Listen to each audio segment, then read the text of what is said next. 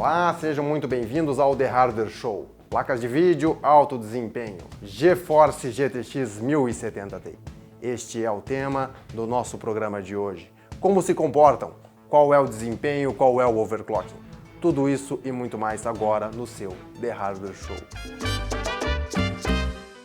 Você que está ligadão no The Hardware Show já acompanhou esses dias uma live ao vivaço da GTX 1070 Ti, que é a nova placa da NVIDIA que vem para se posicionar entre a GTX 1070 e a GTX 1080. Mas e afinal de contas, Fábio, o que mudou dessa belezinha para o modelo anterior? É isso que a gente vai conferir agora em detalhes. Oh, mas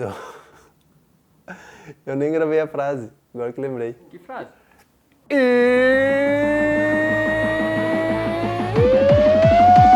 Aí, galera! Source Computer! Então é o seguinte, o processador gráfico da GTX 1070 Ti é exatamente o mesmo da GTX 1070 e da GTX 1080, ou seja, é o GP104, só que ele tem algumas modificações internas nos multiprocessadores de streaming, o que também vai causar uma diferença no número de núcleos CUDA. E, afinal de contas, o que raios isso quer dizer? Bom, basicamente, a gente tem 512 núcleos CUDA a mais do que tinha na 1070. E é por isso que a performance da 1070 Ti se aproxima muito da performance da 1080. Então significa que você tem mais uma opção de altíssimo desempenho e, é claro, por um preço camarada que a gente vai comentar depois. Bom, e além disso, outro detalhe importante é a questão do clock, tá? O clock é o mesmo da GTX 1080, tá? O clock base é de 1607 MHz, porém, no clock boost a gente tem 1683 MHz, o que significa que ela fica um pouquinho abaixo da 1080, porém fica acima da GTX 1070. Na questão de memória de vídeo, a gente tem 8 GB do tipo GDDR5, também com interface de 256 bits, então deve ser uma ótima memória para parear com este processador, o que vai resultar então em um ótimo desempenho nos seus jogos e é algo que a gente vai conferir daqui a pouquinho nos testes. Bom, e você que já conferiu o título desse The Hardware Show, já sabe que a gente não vai falar apenas da 1070 Ti Founders Edition. Na verdade, este nem é o assunto do programa. O assunto é o quê? É uma guerra, um embate aqui tecnológico entre o modelo da EVGA, que a gente tem a EVGA 1070 Ti Superclocked, também temos a ASUS 1070 Ti Strix e que está instalado aqui na nossa bancada a Galaxy 1070 Ti X Sniper. Tá? A gente vai entender então o que muda entre elas, qual que tem o melhor ganho, qual que consome mais energia. Vamos colocar aqui para rodar em benchmarks, em jogos e também ver questão de consumo de energia e overclocking, tá? Então vamos começar essa rodadinha aqui de testes falando da Galaxy 1070 Ti X Sniper, modelo White, como vocês podem conferir na nossa bancada. Então olha só, uma coisa muito importante para você que vai comprar uma 1070 Ti e que você tem que ficar ligadão, é que na verdade nenhuma das placas que a gente comentou aqui e nenhuma do mercado vem com overclocking de fábrica, tá? Por uma exigência da NVIDIA, as fabricantes tiveram que deixar os clocks e todas as configurações exatamente no padrão de fábrica. Então, se a gente colocar essa plaquinha para rodar ali, ela vai ter o mesmo desempenho da Founders Edition. Então isso é legal porque independente da placa que você comprar, ou seja, você escolhe o seu design, você escolhe se você quer com RGB ou não, e na verdade o desempenho delas vão ser muito similares, tá bom? É claro que com overclocking a acessória pode mudar alguma coisa, uma pode ter alguma vantagem em cima da outra, porém, no geral vai ser muito similar, tá? No caso da Galaxy aqui a gente já tem algumas modificações bem bacanas, tá? É uma placa toda branca aqui, que é a X Sniper White, ok? E é legal porque ela é metálica, olha só, e vem com uma pintura toda esmaltada, super brilhante. Além disso, ela tem LEDs, tá? Em todo o redor aqui e também nas ventoinhas, tá? LEDs do tipo RGB para você personalizar a sua placa. Ela também vem com o backplate para melhorar a refrigeração do produto. Os clocks, como eu disse, são a mesma coisa, porém a gente também tem uma vantagem aqui que pode ser significativa para algumas pessoas, que é os pinos de energia, tá? Ela vem com um de 8 e um de 6, e aí você pode estar se perguntando, nossa, mas se ela tem mais pinos, então ela consome mais energia, né, Fábio? Então, na verdade, não é verdade. Porque é o seguinte, ela tem mais pinos de energia porque ela tem 7 fases de energia dentro aqui da placa, tá? Se a gente tirar todo o dissipador, a gente vai poder conferir o esquema de fases dela de energia, e isso quer dizer que ela vai poder distribuir a energia de forma melhor. E além disso, por conta de overclocking, se você quiser usar mais energia, ela vai puxar energia por mais pinos e, portanto, ela vai poder distribui a energia de uma forma melhor, então isso é vantajoso sim, tá bom? Mas no geral ela não vai consumir mais, o TDP é de 180 watts, assim como as concorrentes, ok? Aí. Agora sim. Chegando agora aqui na sua telinha a Asus Strix 1070 Ti, ok? Então, conforme eu disse, especificações novamente iguais à da Founders Edition, a gente tem, porém, essa diferença no design. A gente tem uma placa com 3 ventoinhas e um dissipador muito maior. Então, se você tem um gabinete pequeno, com certeza essa aqui não vai ser a placa para o seu gabinete, porque alguns modelos não vão comportar ela. E eu tô falando bem sério, ela é enorme. Se a gente colocar lado a lado, olha só. Vou colocar aqui para vocês verem. Dá uma boa diferença, tá? Olha só. E se for com a placa da EVGA, que é ainda menor, dá uma super diferença. Ó. Então estejam ligados nesse detalhe do tamanho. E aí, com mais ventoinhas, você também pode estar aí cogitando se isso aqui não, se elas vão ficar girando ao mesmo tempo, se também não vai consumir mais energia. Bom, a gente já fez os testes, tá, com as placas, eu fiz os testes com as placas no caso, e nos testes de consumo ela não consome mais porque ela tem um dissipador muito maior, então ela demora mais também para ativar as ventoinhas e além disso ela consegue refrigerar muito melhor, então o consumo é muito similar do que a das concorrentes, tá bom? Atrás também temos backplate, tá bom? Também ajudando na dissipação do calor. Aqui, diferente da Galaxy, temos apenas o pino de 8 energias, então muito similar ao que a gente já tem, ou aliás, idêntico ao que a gente tem na Founders Edition. Então ela é para ser um modelo aí bem parecido. E o detalhe é que você deve estar se pensando, nossa, então ela tem o mesmo desempenho da Founders. Não necessariamente, porque o projeto interno da Asus também é diferente do que a gente tem no da NVIDIA. E fora isso, a questão de overclocking depende bastante do chip gráfico que você pegar. Tá? A gente já testou essa ali, ela foi até quase 2100 MHz. E aqui a gente vai conferir em breve, essas placas também devem aguentar algo similar. E quando a gente conectar também vamos poder conferir o RGB LED dela, que tem aqui na parte lateral. Bem bacana, bem show, fica um visual muito bonito, extravagante. E por fim, vamos conferir a EVGA. Olha só o que está na minha mão, EVGA 1070 Ti Super Clocked, tá bom? Então essa não é a placa mais poderosa da EVGA, tá bom? A gente tem outras linhas super clocked, Kingpin, etc. Então esse aqui é um modelo intermediário, mas é um modelo muito bom também, ok? Conforme eu já mostrei, ela é menor do que as outras, tá bom? Olha só, os coolers são menores também. Então toda a dimensão dela é reduzida, o que é bem bacana para você que quer uma plaquinha compacta. Duas ventoinhas, o sistema de refrigeração é um pouquinho menor, mas isso também não deve ser um grande problema, a gente também vai conferir já nos testes.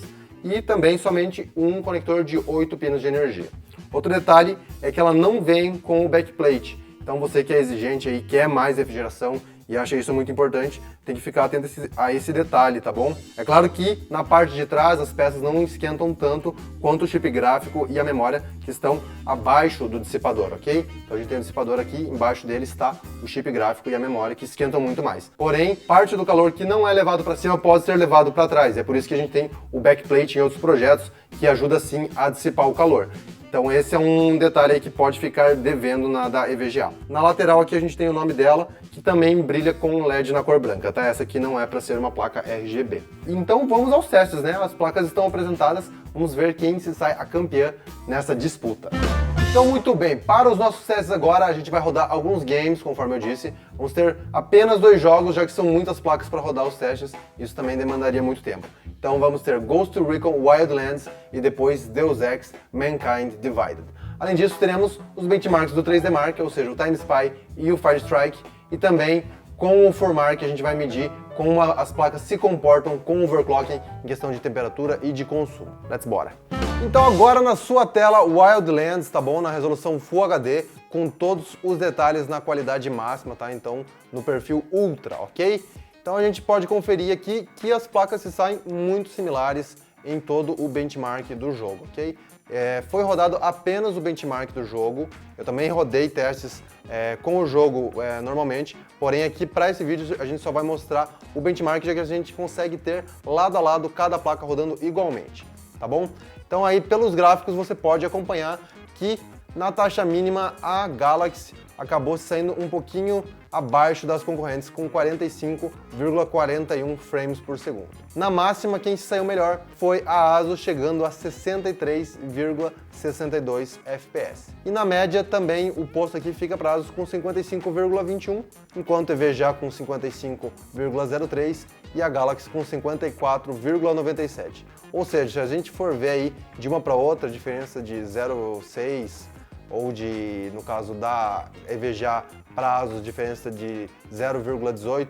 Então, isso aí pode ser até margem de erro. Claro que vai depender da placa que você tem. Então, se você pegar, às vezes, uma unidade da Galaxy aí, ela pode sair diferente da nossa unidade. Então, não tem como prever isso. E pela margem de erro, seria um empate técnico entre os três modelos. E agora já vamos aproveitar e emendar aqui e rodar em 4K. Quem teve a pior taxa agora mínima foi a ASUS, com 20,53, enquanto a Galaxy teve a melhor mínima. E as máximas melhores ficaram para EVGA e Galaxy, com 29,85 FPS. A média ficou a melhor para EVGA, com 26 frames redondos, enquanto o Galaxy teve 25,94 e a ASUS 25,74. Então, o benchmark foi rodado várias vezes, tá bom? 3 vezes em cada placa, e aí a gente teve aqui a melhor marca de cada uma. Com esse resultado, novamente a gente pode ver que é um empate técnico, tá bom? Então, agora na sua tela, Deus Ex Mankind Divided, ok? Estamos rodando primeiramente na resolução Full HD, com todos os detalhes na qualidade máxima também. Porém, aqui nesse jogo, conforme a gente já fez em outros reviews, a gente removeu o filtro MSAA, porque ele é simplesmente impossível de rodar até na 1080, 1080 Ti. Bom, e olha só, nesse caso aqui do Deus Ex, em Full HD, quem teve a melhor mínima foi a Galaxy, com 51,9 frames por segundo, tá? E bem discrepante, inclusive, da EVGA e da ASUS, que ficaram ali com 42,9 na EVGA e 44,6 na ASUS. Isso não quer dizer, no entanto, que a Galaxy obteve melhores números em todos os casos aqui, tá? A máxima da EVGA e da Galaxy foram as mesmas. E aí nas médias, sim, a gente tem alguma vantagem aqui, se a gente pensar do resultado da Galaxy para o resultado da ASUS. A Galaxy teve 58,8 FPS de média, enquanto a ASUS teve 55,9. Então, só comprovando aqui que as três placas estão bem parelho aqui no desempenho. Bom, e agora em 4K também a gente tem aqui mínimas quase iguais para todas, ó, 20,4 na EVGA e na Galaxy, e a ASUS com 20,6. A máxima, a melhor máxima foi a da Galaxy com 30,8, e na média a ASUS passa as duas aí com 25,3, enquanto a EVGA e Galaxy tiveram 25,2. Então também empate técnico aqui, não há o que questionar, todas são adequados aí para Full HD nesse jogo. No 4K talvez é interessante reduzir a quantidade de detalhes, né? Essa é uma observação importante a você pensar, já que a mínima estava em 20,4, 20,6 aqui, é muito baixo. Então aí tem que diminuir do Ultra para muito alta ou para o alta e experimentar como que fica bom, já que também é importante ter uma experiência legal nessa parte aí dos frames por segundo, né? Eita povo, olha aqui ó. No 3D Mark aqui a gente vai começar com o Fire Strike Extreme, tá? Extreme. Por quê? Porque ele é um programa que roda os jogos em Full HD, então exige um pouco menos das placas. O detalhe é que o Fire Strike, na verdade, ele faz uma pontuação geral, então a gente não tem... até tem os gráficos de frames e etc, porém não tem uma média, uma mínima e uma máxima, conforme a gente tem nos jogos, né? Então a pontuação aqui é da máquina como um todo, mas o que é impactado pela placa de vídeo, já que é o único componente que a gente está trocando, ok? No Fire Strike Extreme, quem teve a melhor pontuação foi a EVGA, com 8.833 pontos, e a pontuação mais baixa foi a da Galaxy, com 8.802, o que na margem de erro não significa absolutamente nada esses 31 pontos. Então a gente tem um empate técnico entre as três marcas aqui, tá? No Fire Strike Ultra, que é o mesmo teste na resolução 4K, também a gente tem números muito próximos, mas conforme a gente já viu, isso não necessariamente significa a mesma coisa nos jogos. Cada engine pode trabalhar diferente com a arquitetura das placas, e a gente já viu que tinha jogos que uma ou outra marca estava se saindo melhor. E para finalizar, indo no 3D Mark, a gente tem o Time Spy, que deu 65,33 na ASUS, 65,07 na EVGA e 64,71 na Galaxy. Então, da Galaxy para ASUS, a gente até tem alguma diferença, né, de 60 pontos aí, já é alguma coisa mais substancial. Porém, se a gente pensar que estamos trabalhando aqui com pontuações em milhares, também não é nada que seja o fim do mundo, tá bom? Então, que legal, agora é hora de a gente finalizar os nossos testes. Estamos aqui com os respectivos aplicativos de cada marca, tá? Então a gente tem o aplicativo da Galaxy, da Asus e da EVGA para fazer overclocking. Também pode ser feito com o MSI Afterburner, o programa que você preferir, você pode fazer o seu overclocking, tá? A gente configurou aqui cada uma das placas para 250 MHz para verificar como elas se saem com essa vantagem, se elas aguentam esse overclocking, se dá para fazer mais e etc.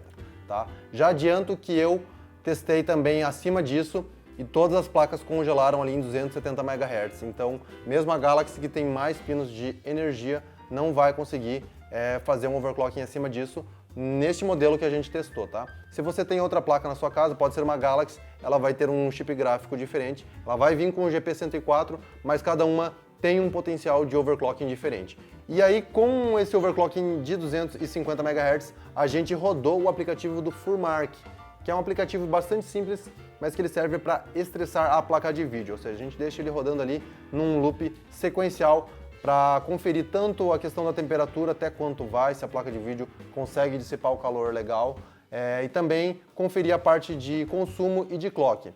Porque afinal de contas não é porque você colocou aqui 250 MHz que a placa vai ficar estável a todo instante com esse ganho, tá bom? O clock vai se ajustando conforme a demanda do jogo e também conforme a capacidade disponível de energia e de temperatura. Então tudo isso é ajustado a todo instante. E conforme a gente pode ver nos testes aqui, a placa que teve o clock mais alto estável foi a da EVGA, que chegou a 1962 MHz. Aí. Após uns 10 minutos de testes, ela ainda estava rodando a 1962.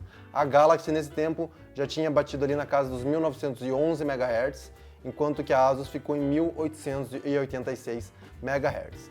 Se a gente comparar esses números com os números de clock boost de fábrica, ou seja, da Founders Edition, a gente pode conferir que a Galaxy chegou a 228 MHz de lucro aí, né, no overclocking, a EVGA 279 MHz, então se declara a campeã aqui no nosso teste hoje para overclocking foi a EVGA, e a Asus teve o resultado mais baixo com 203 MHz, mas também é bastante legal aí, tá bom?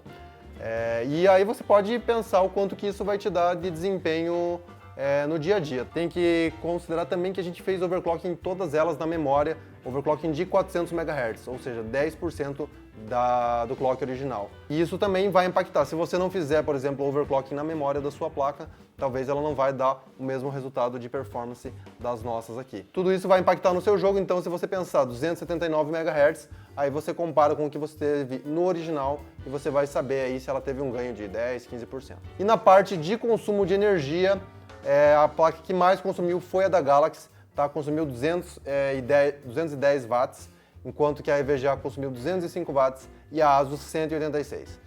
Então o trabalho particularmente, fiquei bastante impressionado aqui com o trabalho da EVGA, que consumiu uma energia razoável e teve um clock muito mais alto, chegando aí na casa dos 280 MHz, tá bom? E claro, enfatizar que em alguns casos, tá, no começo desse teste, todas as placas passam de 2000 MHz, esbanjando aí números, mas isso não quer dizer que ela vai ficar estável a todo instante. Então tem que pensar isso também, que não é necessariamente 250 MHz constante, e mesmo que você consiga configurar mais do que isso e ela aguente por algum instante, é importante testar em aplicativos como o Furmark aí por um longo tempo. Afinal de contas, se você vai jogar, você vai rodar por 30 minutos, 1 hora, 2 horas do jogo, e tudo isso vai impactar. E não menos importante, pensar que a gente está rodando aqui numa bancada, num ambiente refrigerado. Se a sua casa é mais quente, se você coloca um gabinete que não tem uma ventilação tão boa, isso também vai impactar, tá certo? E aí, qual é a mais vantajosa?